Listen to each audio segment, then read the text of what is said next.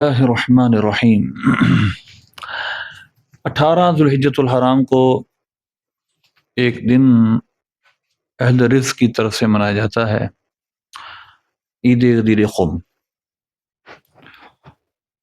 اس کی پس منظر میں کیا کچھ ہے، کیا حقیقت ہے؟ 18 ذوالحجۃ الحرام کو کیا غدیر خم کا واقعہ ہوا تھا کہ نہیں ہوا تھا؟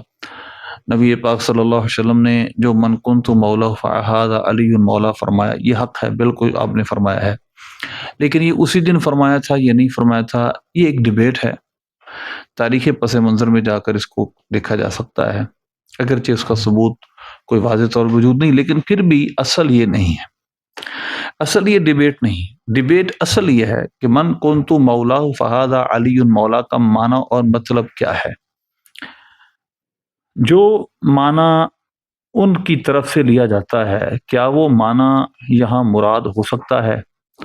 اور ہم جو اس کا معنی لیتے ہیں کہ جس کا میں دوست ہوں اس کا علی دوست ہے، اس پر جو کہتے ہیں کہ کیا رسول اللہ صلی اللہ علیہ وسلم کو دوست کہا جا سکتا ہے کہ حضور میرے دوست ہیں؟ دراصل یہ ہمارے جو پنجاب کی دوستی کا مطلب مفہوم ہے وہ یہاں مراد نہیں ہے۔ یہاں سے مراد ہم جو یاری دوستی یہاں ہماری ہوتی ہے اور ہم ہاتھ پہ ہاتھ مار کر بات کرتے ہیں وہ نہیں ہے۔ پہلے اس بات کو کلیئر کیجئے، کیا رسول اللہ صلی اللہ علیہ وسلم کو یا کسی بھی بزرگ ہستی کو بلکہ اللہ کو بھی دوست کہا جا سکتا ہے؟ دیکھیے کتنا بڑا علمی بلنڈر ہے جو یہاں کیا جاتا ہے، اور اب پھر لوگوں کو ایموشنل بلیک میل کیا جاتا ہے۔ دیکھیے جی، کیا رسول اللہ ہمارے دوست ہو سکتے ہیں؟ بھائی دوست کا ایک معنی ہوتا ہے پیارا، محبوب پیارا، اور محب اور محبوب دونوں ایک دوسرے کے دوست ہوتے ہیں۔ کیا یہ قرآن پاک میں اس کا جو عربی میں استعمال نہیں کیا گیا دوست کا؟ کیا قرآن پاک میں جا بجا دوست کا لفظ اللہ کے لیے نہیں بولا گیا؟ واللہ ولی المتقین کا ترجمہ کیا ہے؟ اللہ متقیوں کا دوست ہے۔ تو کیا میں اللہ کو دوست کہوں تو یہ اللہ کی گستاخی ہے؟ الا ان اولیاء اللہ، خبردار اللہ کے دوستوں کو، اللہ کے ولیوں کو، ولی کا ترجمہ اردو میں کریں کیا بنے گا؟ کیا اللہ کے دوستوں کو، خبردار اللہ کے دوستوں کو نہ کوئی خوف ہے نہ وہ غمگین ہو گئے؟ تو کتنی جگہ ولی کا معنی دوست قرآن پاک میں استعمال ہوا، اور ولی اور مولا ایک ہی مصدر سے، دونوں روٹ ورڈ دونوں کا ایک ہی ہے، اور دوستی کے معنی میں قرآن پاک میں کتنی جگہ مستعمل ہوا، اللہ کے ساتھ دوستی، اللہ رسول کے ساتھ دوستی۔ تو یہ گستاخی ہے کہ کوئی کہے کہ رسول اللہ کے ہم دوست ہیں، رسول نبی مولا علی کے ہم دوست ہیں؟ دوست کا مطلب پیارے، محبوب، محبت کرنے والے، محب۔ تو جس کا میں محبوب ہوں اس کا علی محبوب ہے، اس کا معنی مطلب یہ ہے۔ اور یہ کثیر قرآن پاک کی آیتیں ہیں جن کا ترجمہ ہم اردو میں یہ کرتے ہیں، اللہ کے دوست، اللہ کے دوست، اللہ کے ولی۔ تو یہ کوئی گستاخی کی بات نہیں، یہ تو ایموشنل بلیک میل کرتے ہیں آپ کو صرف۔ ایک بات ہوئی۔ دوسری بات، مولا کا معنی کیا ہے؟ سب سے پہلی بات سمجھ لیجیے، قطعیت کے ساتھ، سرٹینٹی کے ساتھ جو مولا کا معنی وہ لیتے ہیں، یعنی مولا معنی ولایت امر، یعنی خلیفہ، قطعیت کے ساتھ، یقین کے ساتھ وہ کبھی بھی اس حدیث سے ثابت نہیں ہوتا۔ دوسری بات یہ ہے، من کنت مولا فہذا علی، اور مولا بالکل حدیث ثابت ہے، ہم اس کو مانتے ہیں، یہ حدیث موجود ہے، بالکل ہے، لیکن اس کا محمل، اس کا موضوع، اس کا مطلب وہ نہیں جو لیتے ہیں۔ وہ جو اس سے خلافت ثابت کرتے ہیں یقینی حتمی طور پر، ہم کہتے ہیں پہلی بات تو یہ ہے کہ اس کا جو لفظ استعمال ہوا اس میں مولا، اس کے جتنے معنی ہیں ان میں سے کسی ان احتمالات میں سے ایک احتمال کو جب آپ خاص کریں گے تو اذا جاء الاحتمال بطل الاستدلال، جب احتمال آ جاتا ہے تو استدلال باطل ہو جاتا ہے۔ آپ یقینی طور پر استدلال کر ہی نہیں سکتے کہ اس کا مطلب یہ ہے، اور اگر آپ استدلال کر بھی لیں گے کہ سامنے اس سے مراد یہ ہے تو سامنے والے پر ماننا فرض واجب نہیں ہے، کیونکہ بہرحال یہ جو مولا ہے اس کے کثیر معنی مطلب ہے۔ لہذا اگر کوئی یہ کہے کہ مولا کا ایک ہی معنی ہے تو وہ لغت اور عرب کے اور قرآن سنت کے بالکل مفاہیم کے خلاف بات ہے۔ اور اگر یہ کہے کہ مولا کا یہاں معنی یقین کے ساتھ ولایت امر ہے، یعنی خلافت ہے، یعنی حاکمیت ہے، تو وہ یقین سے ثابت نہیں ہے۔ تو جو ان کا یہاں سے استدلال ہے، مستدل جس کو بناتے، اس لفظ کو بناتے ہیں مولا، مولا کے کثیر معنی ہے، یہ ملٹیپل میننگ ایک ورڈ ہے، اور کبھی بھی ملٹیپل میننگ ورڈ ہوتا ہے اس سے کوئی اگر ایک خاص مطلب ڈرائیو کر لیا جائے تو یقینی وہ نہیں ہوتا، دونوں یقینی نہیں ہوتے. تو یقین کے ساتھ قطعاً یہاں سے ولایت علی ثابت نہیں ہوتی. آئیے ہم اس کے معنی مطلب دیکھتے ہیں قرآن و سنت میں کتنے استعمال ہوئے ہیں. بہت سارے، میں آپ کو صرف قرآن پاک کی ایک آیت آپ کے سامنے رکھنا چاہتا ہوں، پھر کچھ اور گفتگو. دیکھیے آپ کے سامنے سورہ تحریم کی یہ آیت نمبر 11 ہے. ذرا غور کیجئے، ان لفظوں پہ غور کیجئے. آپ کے سامنے صالح المؤمنین ان اللہ و مولاہ و جبریل و صالح المؤمنین. اللہ بھی آپ کا مولا ہے، جبریل بھی آپ کے مولا ہے، اور صالح مومن بھی آپ کے مولا. دیکھیے اب یہاں پر جو ان اللہ ہوا کا مرجع کیا ہے؟ یعنی یہ جو ہوا الضمیر ہے اس کا مرجع کیا ہے؟ اس سے مراد کون ہے؟ اللہ ہوا مولا، اللہ ہی ہو مولا ہو اللہ، اور پھر مولا ہو کے ضمیر کا مرجع کیا ہے؟ نبی پاک صلی اللہ علیہ وسلم. اللہ حضور کا مولا ہے، بات واضح ہے. وہ جبریل بھی حضور کے مولا ہے. اس کا مطلب پھر کیا ہوا؟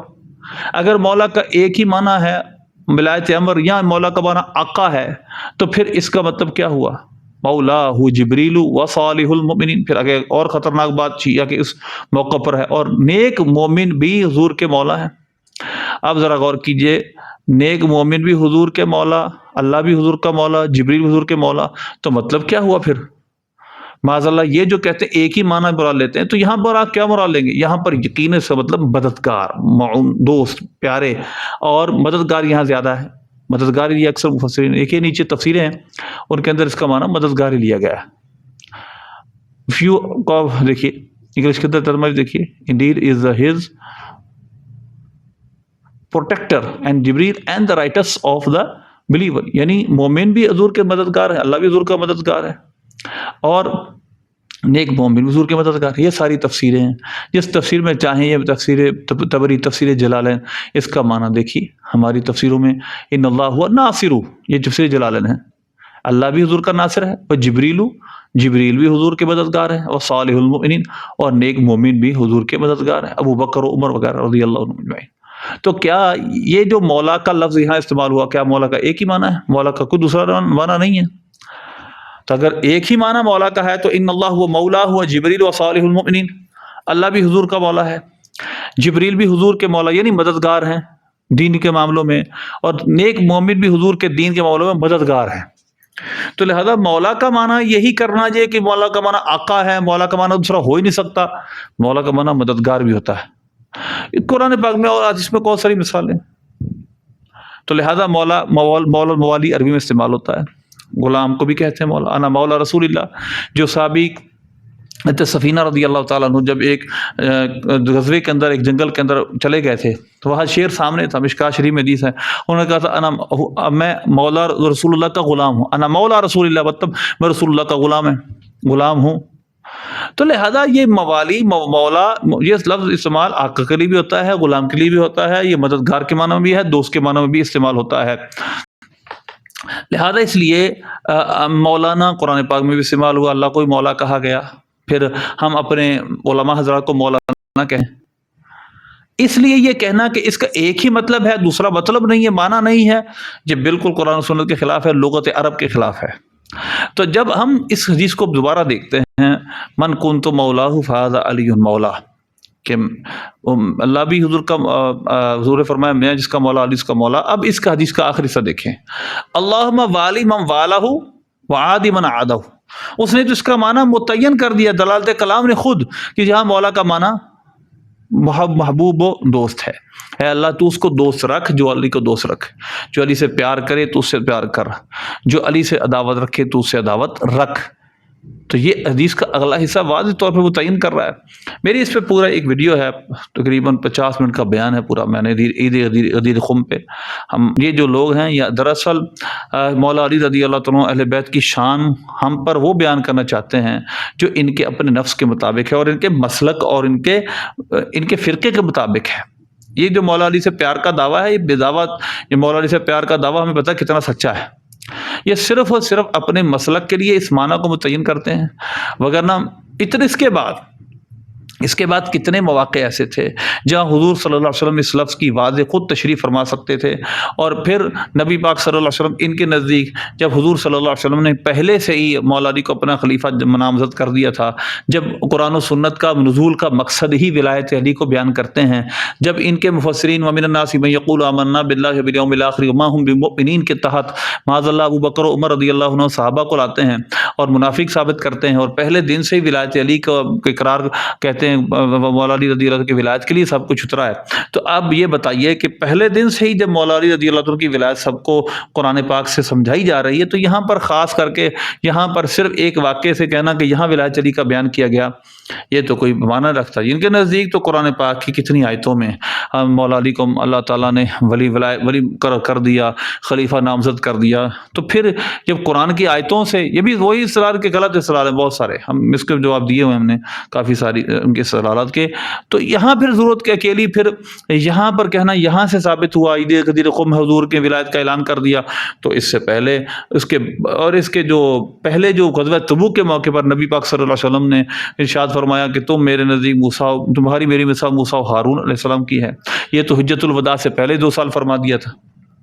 اگر ہمارے نزدیک اس وقت کی ولایت تھی، جو اس وقت کی جب نبی پاک صلی اللہ علیہ وسلم تبوک کو جا رہے تو سارے صحابہ آپ کے ساتھ تھے، صرف پیچھے منافق تھے اور بچے تھے اور وہ معذور تھے، اور 3 سچے ایمان تھے جن کی سورۃ توبہ میں توبہ کا ذکر ہے۔ مولا رضی اللہ عنہ کو حضور نے مدینے کا اس وقت کا پیچھے سے آپ نے فرمایا تھا کہ اس کی دیکھ بھال کرنا تمہارے ذمہ ہے، تو لہٰذا اس لیے جب ان کے نزدیک اس وقت بھی حضور پاک صلی اللہ علیہ وسلم دوبارہ اب اعلان کر کے اس کو عید غدیر قم بنانے کا مقصد، یہ بھی اچھی بات ہے نا کہ وہ تبوک کا جو 2 سال 1.5 سال پہلے کا تھا، اس دن کو عید کا دن کیوں مناتے ہیں؟ یہ 18 ذوالحجہ عید کا دن ہی کیوں بناتے ہیں؟ حضرت عثمان غنی رضی اللہ عنہ کی وفات شہادت کا دن، یہ اس دن کو عید کیوں، اس دن کو خوشی کیوں مناتے ہیں؟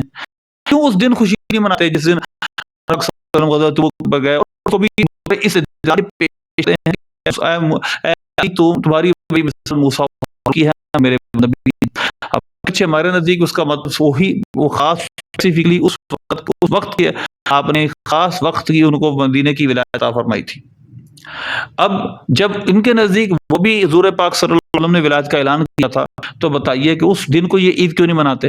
18 ذوالحجہ جس دن حضرت عثمان غنی کی شہادت کا دن، اس دن کو عید کیوں مناتے؟ عید کا شک تو یہاں سے واضح ہوتا ہے، ہماری نیت کا واضح ہوتا ہے ان کی نیت میں کیا ہے، یہ کیا حضرت عثمان غنی کی شہادت کی خوشی میں جاتے ہیں اور آڑ بناتے ہیں عید غدیر قم کو، جس کی کہ تاریخ متعین نہیں ہے، تاریخ واضح طور پہ کہیں تعلیم نہیں ملتی۔ لہٰذا اللہ سب کو ایسی باتوں سے، ایسے لوگوں سے محفوظ کرے، اور صحابہ کرام اور تمام اہل بیت اعظام کی عظمت ہم نے دل میں جانشین بسائے رکھنے کی توفیق عطا فرمائے، آمین۔